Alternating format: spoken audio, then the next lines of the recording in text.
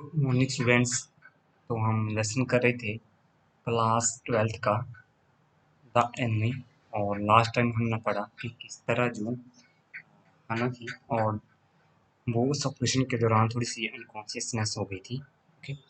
और जब बाद में वो रूम में दोबारा एंटर करती है और आगे की स्टोरी हम पढ़ते हैं कि उसमें उसके रूम में एंटर करने के बाद किस तरह स्टोरी आगे बढ़ती है। ये अपना पढ़ा कि उसके रूम एंटर करते ही डॉक्टर सुदाव था वो उससे पूछता है where is the anesthetic asked in clear voice. Sudhav motioned with his chin in the well that you were come back. Said this fellow is beginning to stare. Stare का meaning जान लेते हैं हम। स्टेयर का meaning क्या होता है, check करना पड़ेगा हमको। स्टेयर का मीन्स मूव करने, मूव करना। STIR का मीनिंग क्या होता है, मूव। तो है ना, डॉक्टर सुधाव से पूछती है कि जो मेडिसिन है वो कहाँ पे है, तो सुधाव इंडिकेट करता है अपनी चिन्ह के थ्रू। नेक्स्ट है यहाँ पे, और डॉक्टर सुदाव खाना से ये कहते हैं कि ये अच्छा हुआ कि आप वापस आ गए इस रूम में, क्योंकि ये जो आदमी है अभी मूव कर रहा है धीरे धीरे। नेक्स्ट है, she had the bottle and some cotton in her hand, but how shall I do it, she asked. जो खाना के पास क्या थी, बोतल थी, और उसके पास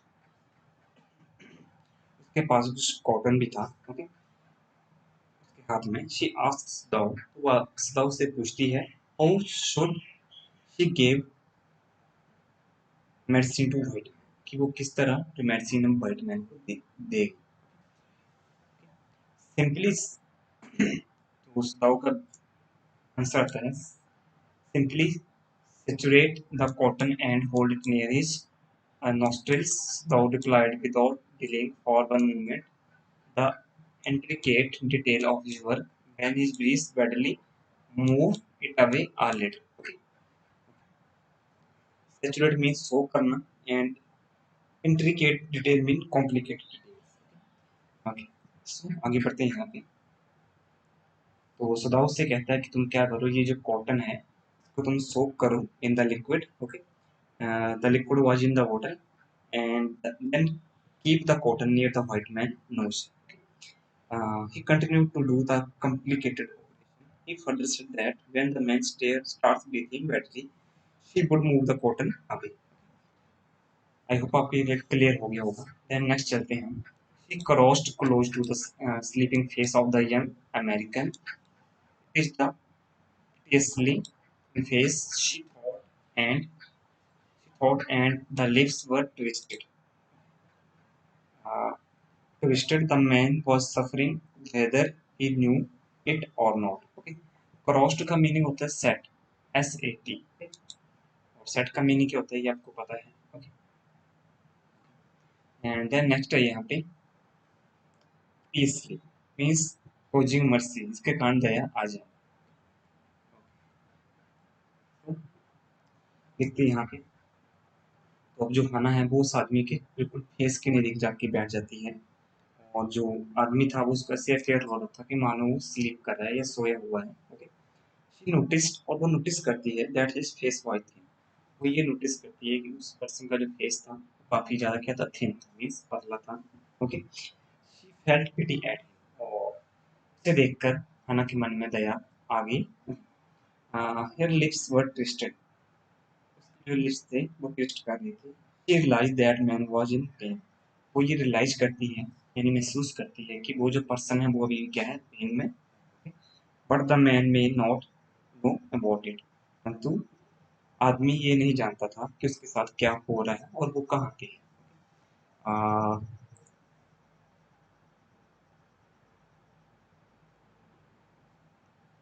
नेक्स्ट है यहाँ पे, watching him she wondered if the stories they heard sometime of the suffering of the prisoner were true. They came like lickers of rumors told by the word of mouth and always contradicted. Contradicted का meaning क्या होता है, इसका meaning होता है खोज करना, विरोध करना, कॉन्ट्राडिक्टेड कम्युनिटी मैंने बता दिया आपको। And word of mouth means इससे वर्बली सुनना, not in written but in verbal. And flicker होता है क्या, नॉट कंटिन्यूसली मीन्स थोड़ी रेगुलर बेसिस पे नहीं हो, ओके, इसको हम क्या बोलेंगे, फ्लिकर। ओके, ये रहा फ्लिकर वर्ड, इसका मीनिंग बता दिया कि कोई चीज कंटिन्यू में नहीं हो। So let's start our explanation. तो यहाँ पे आगे बताया जाता है कि जो खाना है उसने काफ़ी ज़्यादा स्टोरी सुनी होती है किससे, regarding suffering of the prisoners, okay. These were rumours, ये सारी अफवाहें होती हैं। एंड केम इरेगुलरली, और ये क्या थी, इरेगुलरली मीन्स कंटिन्यू बेसिस पे नहीं आती थी। She start thinking if this story were true, तो ये सोचना शुरू कर देती है कि क्या ये स्टोरी सच होती थी या ऐसे ही कोई अफवाह थी। दीज वर टोल्ड वर्बली, क्योंकि ये स्टोरी थी वो ऐसे मौके की बताई गई है। नेक्स्ट है यहाँ पे, in the newspaper of the reports were always that wherever the Japanese army went, the people received them gladly with cries of joy at their liberation. But sometimes she remembered such men as General Takimo, who at home beat his wife cruelly. Uh,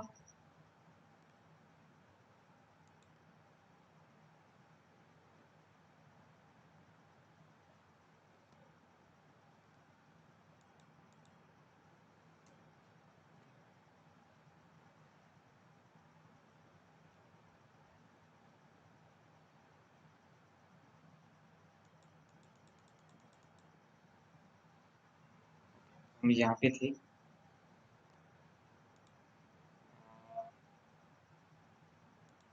यहाँ पे करुली पे, though no one mentioned it is it now that he had fought so victorious a battle in Manchuria, Manchuria, okay.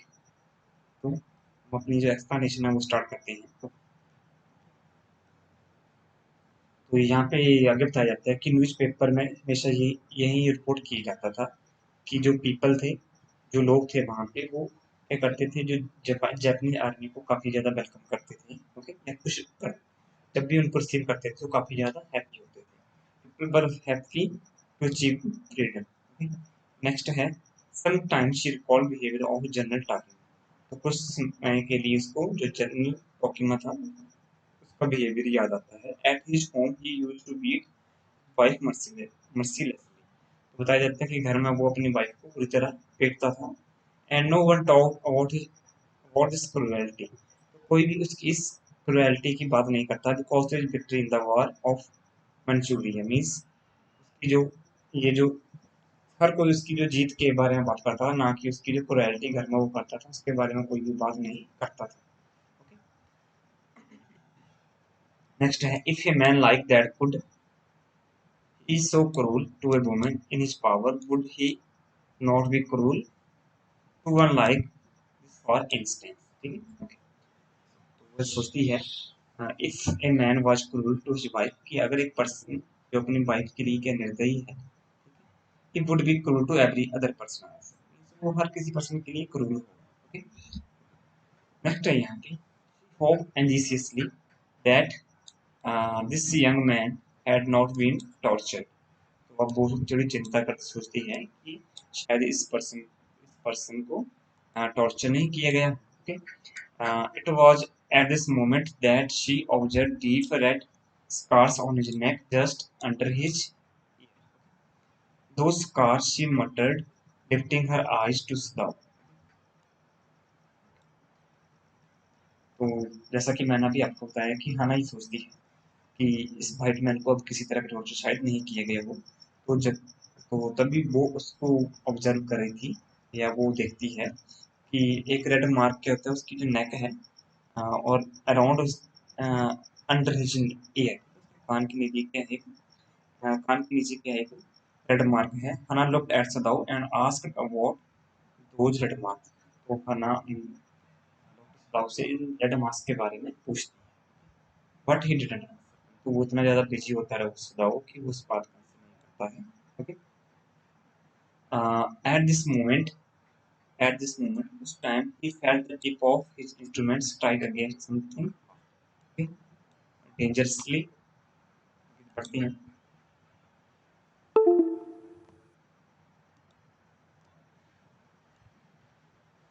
dangerously near the kidney, near the kidney. All thoughts left him. देखते हैं कि आगे explanation क्या होती है इस paragraph में। तो जैसा कि मैंने अभी आपको बताया कि सुदाव अपने काम में बिजी था और उसी समय वो क्या कर रहा था, उसका जो एज होती है उसके इंस्ट्रूमेंट की, वो किसी हार्ड हार्ड थिंग से वो टच होती है उस वाइट मैन की बॉडी में।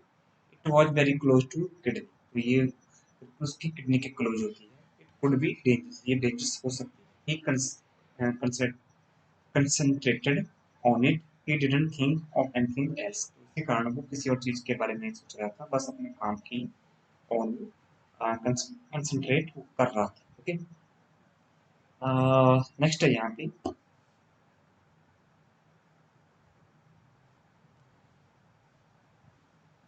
he felt only purest pleasure. He probed with his finger, delicately familiar with every atom of the human body. His old American professor of anatomy had seen to that knowledge. Okay? Anatomy क्या थी? Science of structure of human, and every atom of body means every part of body. तो हम अपनी explanation आगे जारी रखते हैं। तो अब ये जो डॉक्टर सुदाव था वो इस मोमेंट में काफी ज्यादा हैप्पी था, because he softly search with his finger, क्योंकि वो इस चीज को अपनी फिंगर के साथ वेरी सॉफ्टली सर्च कर रहा था। He knew that every part of the body of a human being his American professor had thought them about the human body. वो ह्यूमन बॉडी के हर एक पार्ट के बारे में जानता था, क्योंकि उसके जो एनाटॉमी के जो टीचर थे, जो अमेरिका में थे टीचर थे, उन्होंने उसको हर पार्ट के बारे में बताया था। ओके ओके, नेक्स्ट है यहाँ पे, ignorance of the human body is the surgeon cardinal sin. Cyrus he had thundered at these classes year after year to operate without as complete knowledge of the body as if you had made it anything less than pitch, pitch mud. Okay.